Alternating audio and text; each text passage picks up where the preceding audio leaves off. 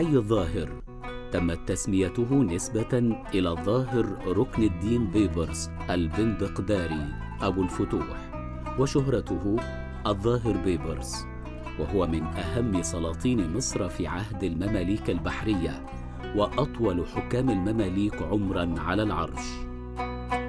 فقد بنى الكثير من القلاع والأسوار، ومن أهم إبداعاته المعمارية مسجد الظاهر بيبرس الذي يقع في قلب القاهرة العامرة، ويعد أيقونة معمارية فريدة. وقد ظلت الشعائر الدينية مقامة بالجامع حتى أوائل القرن السادس عشر الميلادي، حين عجزت الدولة في ذلك الوقت عن الصرف عليه نظراً لاتساع رقعته، فساءت حالته وتدهورت. وبعد 756 عاماً على بنائه، كان مسجد الظاهر بيبرس على موعد مع عودته للحياة.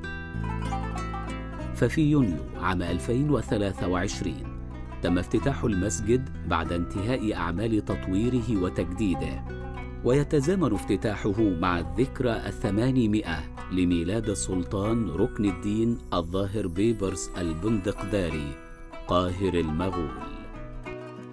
مسجد الظاهر بيبرس ثالث أكبر مساجد مصر مساحة بعد مسجد الحاكم بأمر الله ومسجد أحمد بن طولون.